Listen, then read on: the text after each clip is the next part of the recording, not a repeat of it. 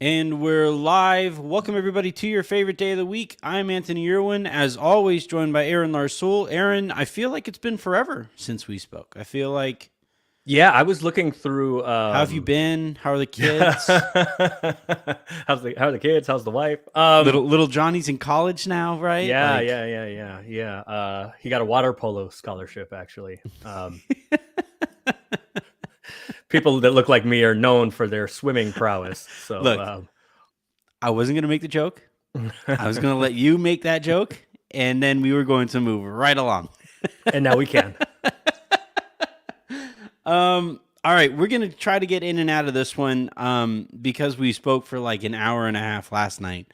So, Which was a lot of fun. And by the way, thank you to everybody that yeah. that came on to chat with us. And yeah, it was Let fun. me see if I have. I'm gonna add to our little library the best moment I think from last night's show. But while I do that, yeah, we have to talk about the Lakers. Apparently, all together deciding, hey, our hamstrings, our ankles, our quads, just all going to stop working right at the same time. Yeah, I feel a kinship with the boys. As I said on Twitter, it's been a while since I've had a drink, and one of the terrible parts of that. I mean, it's a good thing, but one of the terrible parts of that is the incredibly excessive amount of surgeries I have had. Now I feel every single one of them. Harrison made the joke that maybe I would be getting minutes tonight because of all the injuries. My body does not feel good, so I don't think I have anything as far as minutes tonight. I don't know what I can there's give. like there's other ways to deal with that pain than alcohol, right? There's Tylenol, Aleve. I take a lot of Advil. Yeah, Yeah. quite a bit of Advil. Yeah, I'm gonna need it. So the reason we're going a little late right now is because I'm an idiot. One, um, and then two, like I was out back. I was legitimately out back chopping wood. So Oh, like, top wood yeah, carry water. yeah, I was out back, Yeah, and remember that? my arms, my forearms, my hands, everything is gonna be sore for like the next month or so. Okay. Um, so like I got sometimes you get caught up in a task. And I looked down and I was like, do we usually go at one or two? And then I get a text from you on my computer. I get text from my computer and on my phone. And I didn't get anything on my phone. And I look here on my computer. Hey, are we gonna go? Are we off today? I was like, shit. Damn it, it was one. So this was my bad. All my bad on this one. But yeah, we're gonna talk about the Lakers injuries. We're gonna talk about 10-day season. We're gonna talk about how the Lakers can maybe get through these injuries with the help of a couple 10 days. A lot of stuff that we're going to dive right into right now. But first, if you missed last night's show, this was the best moment from it. Individually, he does well. But it's a team sport. I'll just put it Sure. like that. It's a team Yeah, sport. absolutely. It's All a right. team sport. Hey, I appreciate this so much, Kadim's guys. out here shitting on his son's team. Hey, no. His mom's Yeah, right here. His Kadeem mom's right here. said, "Can we Hey, you get guys my gonna son get some me help, killed. please?" You guys are-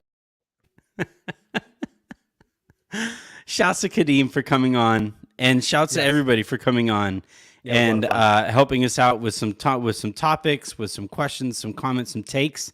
Even got a couple of Orca facts in there. No one yelled Yeah. at me, which was kind of disappointing. Maybe Yeah, that's it just was on Twitter. weird. Yeah, I don't know. It was weird. Well, typically people say they behave differently when it's you to the person.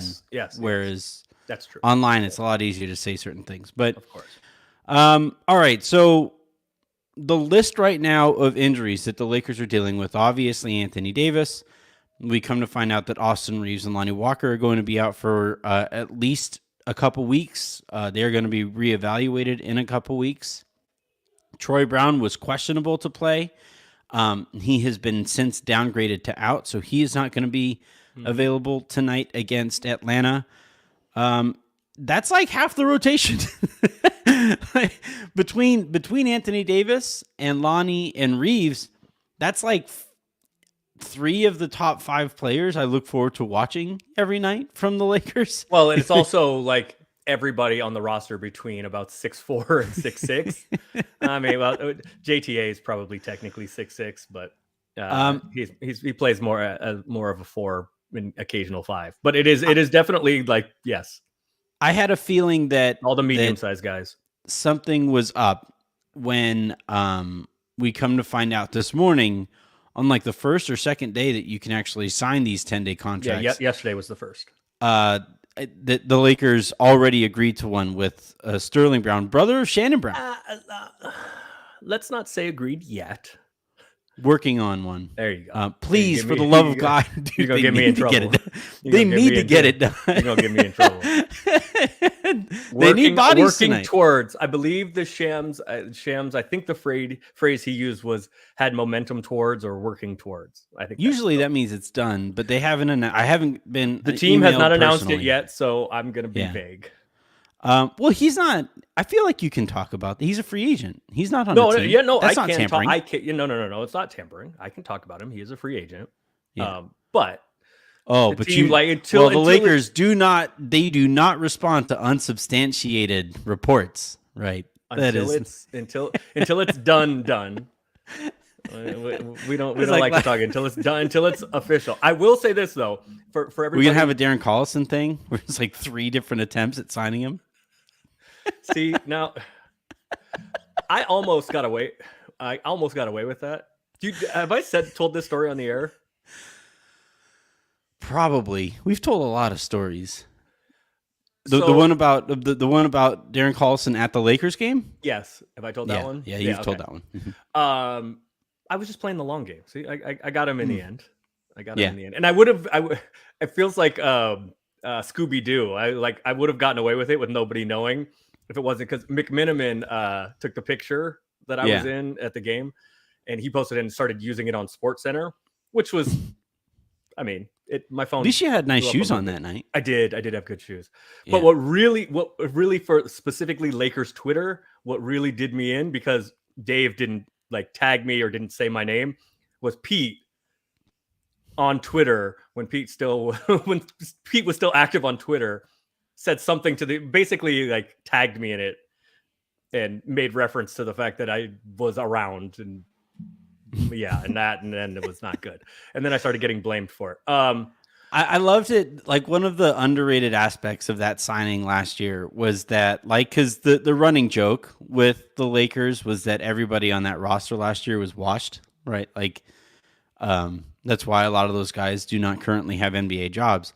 And, it was like the funny part to me that I don't think I even made the joke at the time, but now it's kind of striking me how funny it is that, Darren Collison, obviously he retired for a year and that's going to impact his rhythm coming back. But even when he was thinking about coming back, it took like another 6 to 8 months for the Lakers to actually get him in a uniform. So it was like, hold on, Darren, you're not quite washed yet to play on this team. That's funny. So yesterday was the first day, and the report, Shams report came out first about that the Lakers were making progress, or whatever phrase he used, that it was close or they were making progress towards a deal or whatever it was. And people started, and with with Tyler Dorsey with his workout yesterday, people were complaining about both of them being 6'5". And I think we have our answer now, right? I mean, obviously the Lakers still need more wing help and bigger bodies. Would love to have more, 6'6", 6'7", 6'9" guys on the roster. Any? That would be useful. Like any not named LeBron or Wenyen? Okay, it's fair. But I think this is an indication, right? This is an indication of maybe why those kind of guys, kind of 2-3s are going to be useful, especially in the near term, like on a 10-day contract, right? In the near term, for the roster as a whole, and for the long term, I agree, right? The Lakers need more 6'6" to 6'9" guys, but for right now, for a 10-day right now specifically, this somebody of that size, should it happen, obviously fills a need. And because then we later learned that Austin was going to be out at least a few weeks, and Troy's not going to play tonight, and Lonnie is still out. So, I mean, more medium-sized guys are also pretty useful right now as well. Yeah, and I said this on Twitter. If the signing does happen, there are minutes for Brown right away tonight. I think he could start. Like I like. I mean, like, that's tough, but I mean, that's because tough. look, right now the available guard / wings, right? Pat, Russ, Dennis. Mhm. Like one of those guys, Russ is going to have to be with the second unit. Like I don't think he's going to start. Right. So that right there with Troy Brown not available, like unless the Lakers are going to go, unless they want to go with LeBron at the 3, Wenyen at the 4, and Bryant at the 5, with Pat and Schroeder in the backcourt.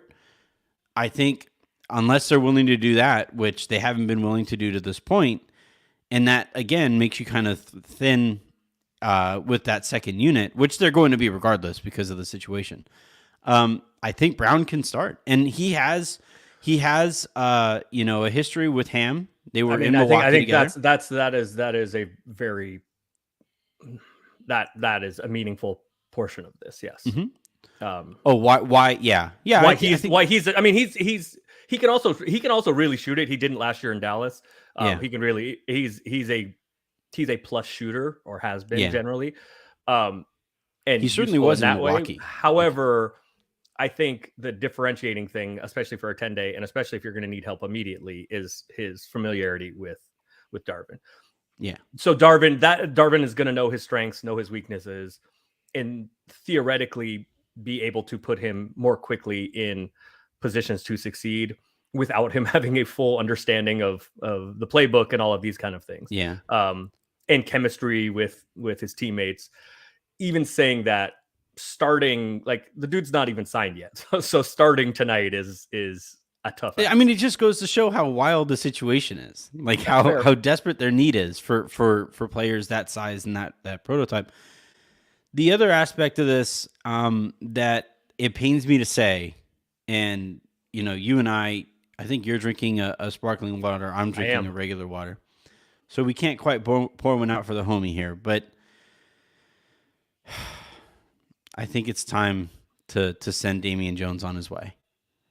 I think the Lakers have too desperate a need, especially because Lonnie and Austin aren't guaranteed to come back in 2 weeks. They're going to be reevaluated in 2 weeks. So especially seeing as we don't have, it's still kind of ambiguous with their return timeline. We got to see how Sterling Brown looks and all of that. The Lakers have already been thin at the wing. Like I would right now, I would happily, do some version of, even if it means like the Lakers doing what the Celtics did with Noah Vonleh, right? Sending him to San Antonio for some fake second rounder, maybe some cash considerations, opening up a roster spot, and bringing in. My preference would be either Mo Harkless or Josh Jackson. Those are the two guys that I've been kind of eyeing to see what's going on there. But I look, Damian Jones hasn't been able to get off of the bench, even given how thin the Lakers have been up front. I don't think that's changing anytime soon. And again, it sucks to talk about my large athletic adult son this way. But again, desperate times call for kind of desperate measures. Yes. I mean, yes. The issue there, though, now, if the second scenario you laid out is available, maybe. The first, because he has guaranteed money next year also, it's minimum money, though. What's that? It's minimum money. Yeah, I think it's slightly above the minimum, but yes. Yeah. That makes that pretty. Yeah, I mean, like having just dead cap. That's why trading him is if you're trying to get off of him, because there is obviously with the 10-day, there is an open roster spot right now. That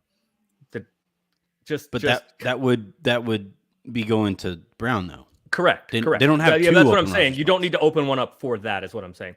Now, right, if there is somebody else you want, then yes, you would have to. But if that is the case, then trading him as the trade you mentioned, trading him into somewhere with cap space to just take on him and send money and send something that isn't going to actually become anything. Yeah. A top 59 protected second round pick or something like that. I wish they would let you trade like second rounders, I feel like you should be allowed to trade in perpetuity. Like I understand first rounders, there's like a, what is it, 9-year cap on them or something like that. You mean Like how with far the- out? How far out? How you far can out trade them? you're allowed to 7. trade them? So all right, 7 so years. Which is yeah, that's right. that's why the latest the 27 29. and 29 Mhm. are the only ones available now. Yeah. 7 years. I feel like second rounders you should be allowed to trade in perpetuity. Like You want a 31, 32?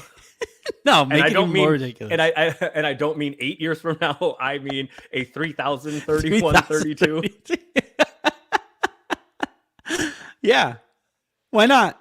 Okay. Again, it's not going to be like, it's not going to become anything as it is. Like they're going to, like you said, top 59.5 protect it. But like, why not? Like, why not? All right. The Lakers are attaching a 2075 second rounder to Damian Jones. Well, I mean, one of the arguments, I mean, it depending on your worldview, it can be, you can determine how credible of an argument it is or how swaying of an argument it is. But one of the arguments I've heard people use for the Lakers trading the 27 and 29 picks is that the world may not be around in 27 or 29 and or 29. Yeah. So I guess like that 3031 pick, second rounder, I don't know. But then you're going to have to figure out like a new thing to get upset about. Because if you could trade in perpetuity, now you can't say that you can't do your bid about there's an 8-year-old somewhere that the Lakers are looking at, because that now somebody would have to be negative 1,000 or negative 900 and something years old. I'm not saying first. I understand why there's a cap on first rounders, right? Like I get it. Like if you're a GM and you could trade meaningful first round picks into 2073 or something stupid like that, when you definitely aren't going to be there. You might not even be alive. Like obviously that's something that the league can't do. But if like these second rounders that are so heavily protected that they don't become anything anyway, like let's just make it as ridiculous as possible and allow people to laugh at Damian Jones being attached to a 3033 second rounder going to San Antonio. And then even better, if we're all here still in the year 3033, that pick going for somebody that people have long since forgotten existed, Damian Jones, being purveying finally, like that's even funnier. I'm here for the ridiculousness about it. What do you think happens first? The Lakers trade for a wing, or the GOP gets a House Speaker? That's funny. You don't have Unnamed cognac is delicious. All right, so I miss unnamed more seriously, how do the Lakers get through this? Like, obviously you do the whole like everybody has to step up, blah blah blah blah blah. But like, yeah, I mean, but that's only they were already up against the baseline of size and physicality. They were below, I think, the baseline of size and physicality before there were only two like 6'4" to 6'6" guys got hurt. No, so Max is 6'6", and I think he may have to be in the short term. He may have to be part of the answer. He's thinner than the wires that connect our mics. Like this guy. He is slender. Do you He think has not had a chance? chance to fully develop in an NBA weight program yet, to get his grown man body yet, his grown man strength and muscles and all that. Yeah, but too bad. I mean, like, so like the next man up is a thing. So you think he starts? I mean, I would start him ahead of Sterling unnamed Brown. player X that may or may not sign with the Lakers and be available tonight, just because he's been around. Yeah, I think that's fair. I don't. He has seniority. I don't want. We talked about this a little bit last night. I don't remember who asked this question.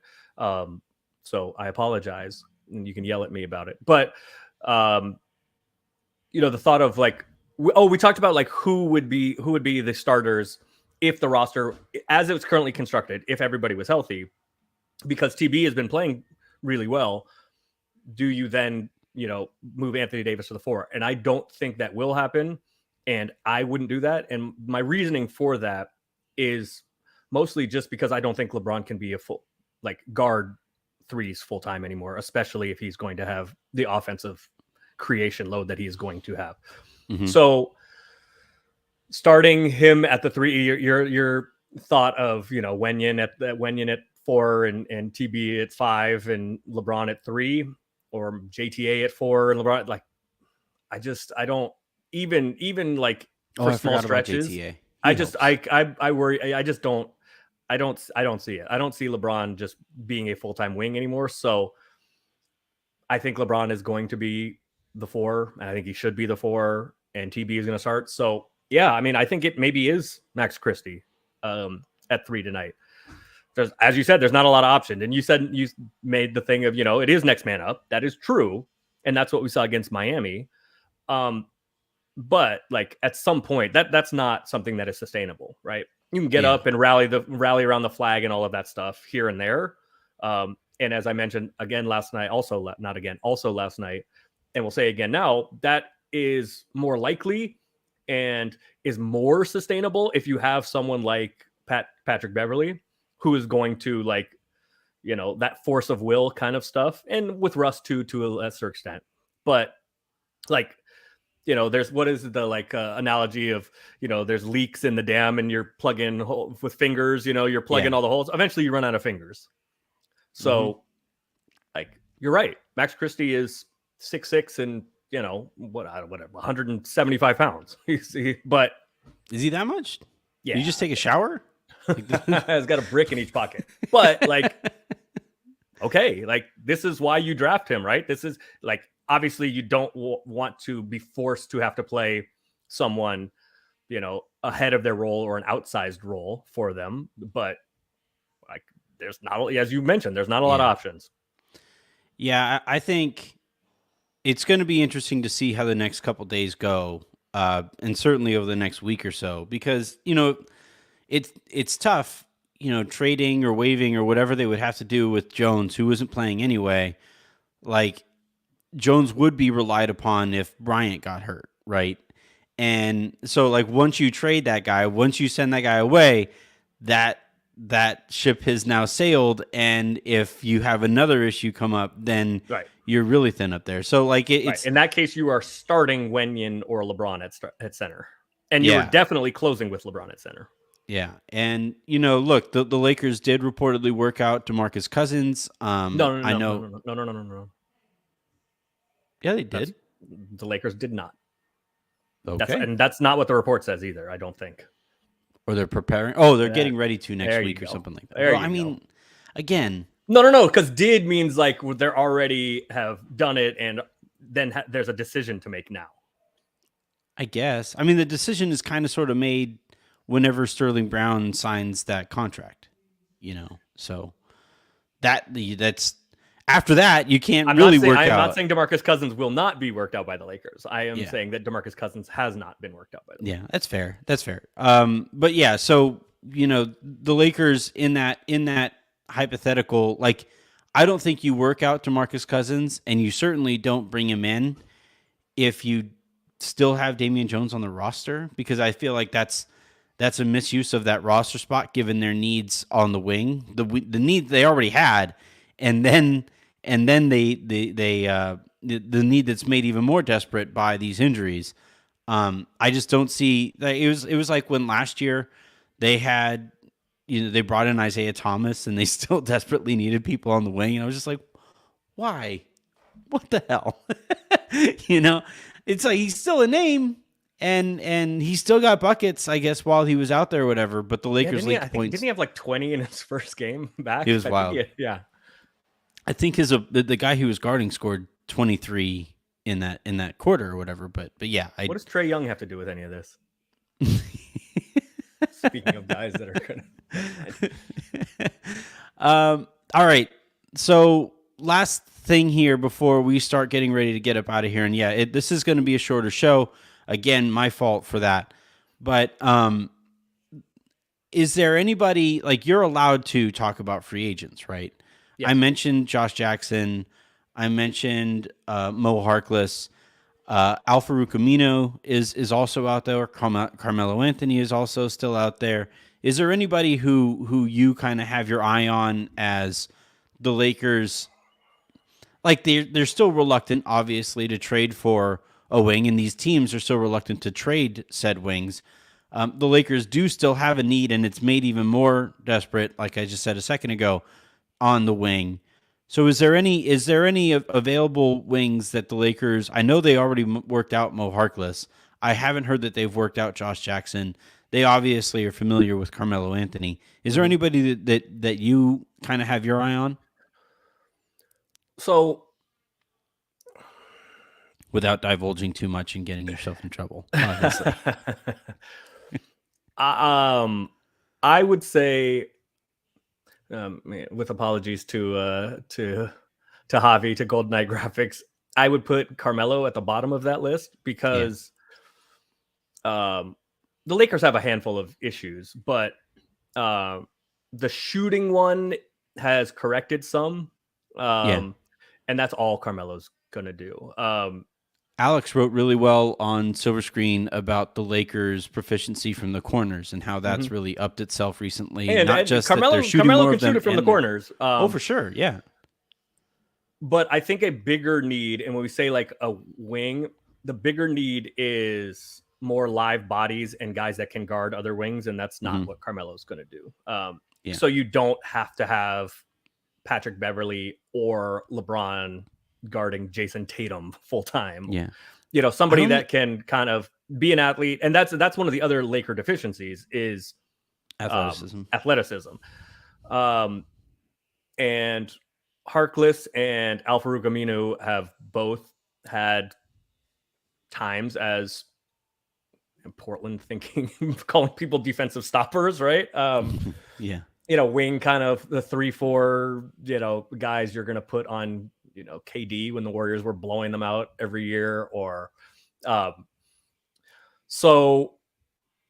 then there's the other part of it. Ruben Patterson. Should they?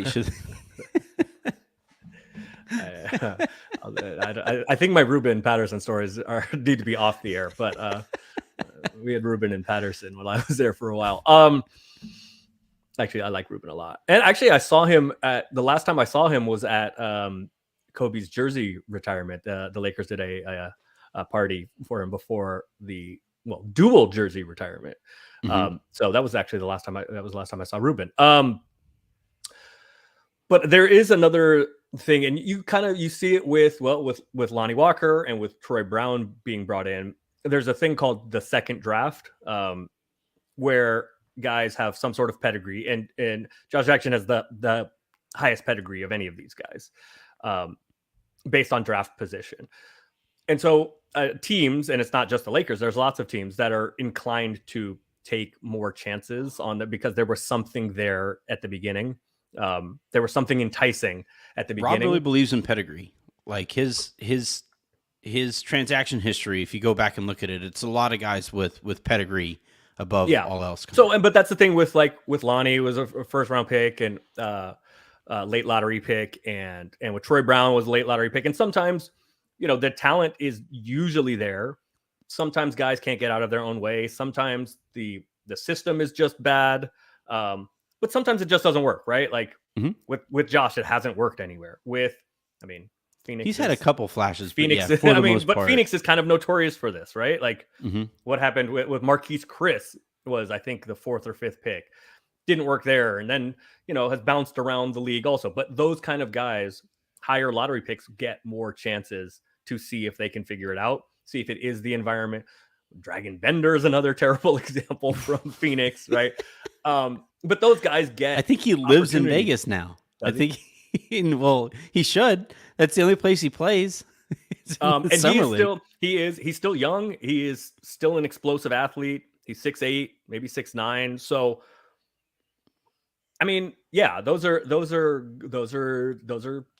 those are fine names.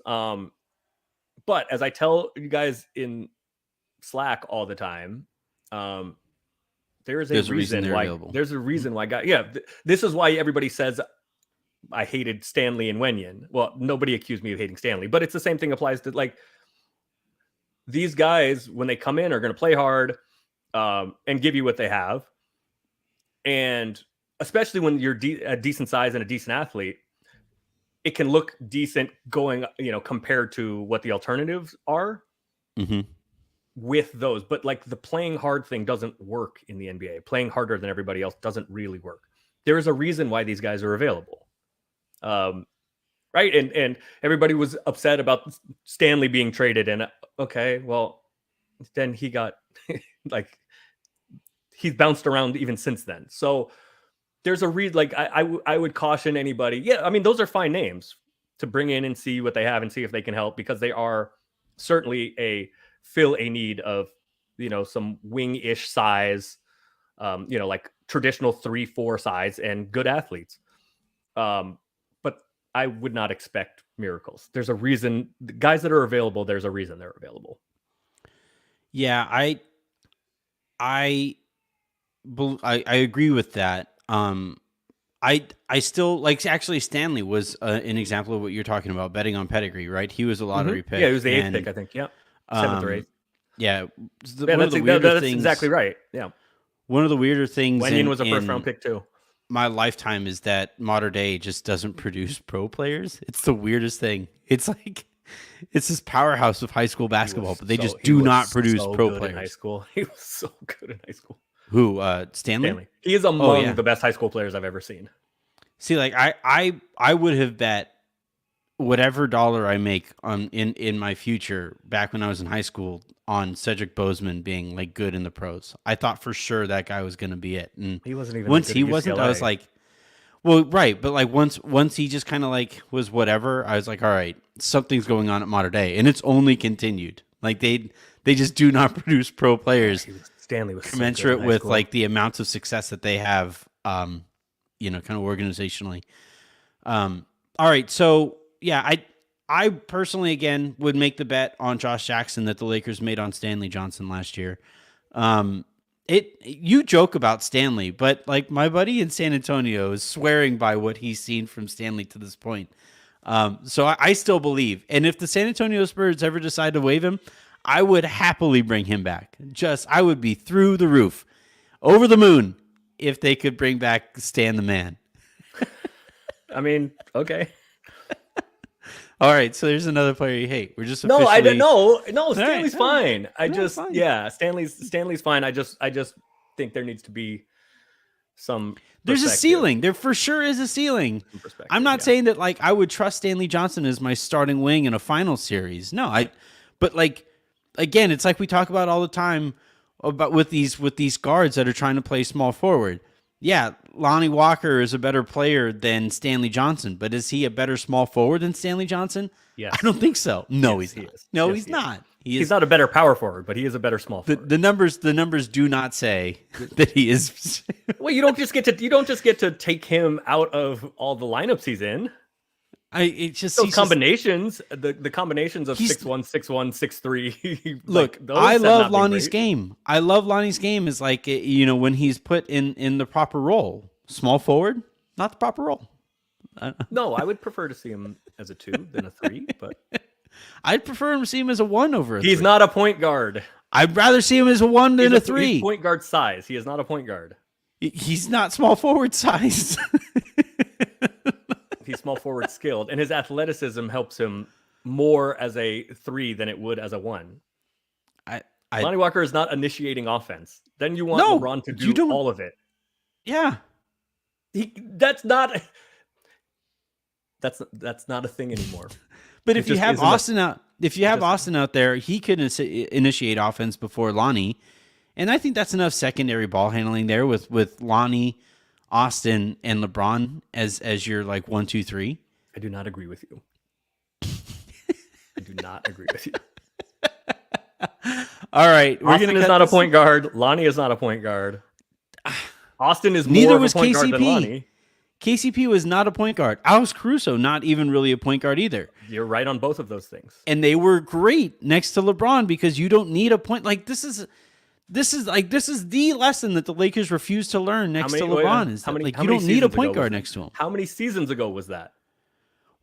I would still say that was 3 seasons ago. It was 3 seasons ago, and I would still say that if Alex Caruso and Kentavious Caldwell-Pope were your starting backcourt next to LeBron right now, the Lakers would be significantly better than they have looked at any point with Russell Westbrook. I agree with that. But that is too much to put on LeBron offensively. I need a point guard out there, or at least a combo guard. Lonnie's This is not going to even really divulge into like a 45-minute conversation Right. on top of the one that we've had to this point. No. I got to go get a haircut. No, we're not doing that. But I do agree with you. Yes, if KCP and Caruso were still around, the Lakers would be better. Yes, congratulations. Hurrah. All right. That is going to do it for this episode and this week's episodes here on the Silver Screen and Roll Podcast Network. We are now into like the thick of it, right? Now that 10 days are a thing, now that there has been the first official transaction, the first official trade here in the NBA. Yeah. So we are going to be getting landscape changing. Hey, it wouldn't surprise me again because of pedigree if the Lakers brought in Vonleh for a workout. That wouldn't surprise me at all. I don't but think like it. Yeah, I think he has. I think that was part of the transaction.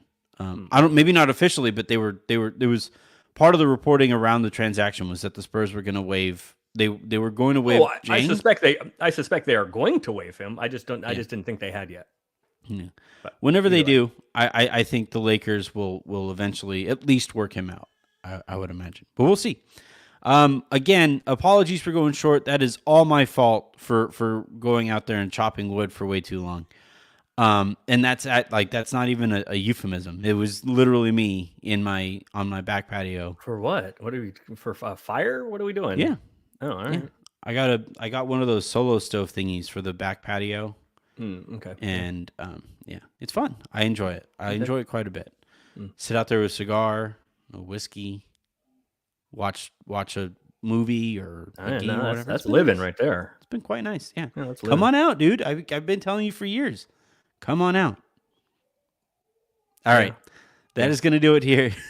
As you hear my son screaming in the background. Come on out. Shut up, Miles. I'm kidding. That's not. He's with Jen. All right. Again, that is going to do it here. We'll talk to y'all next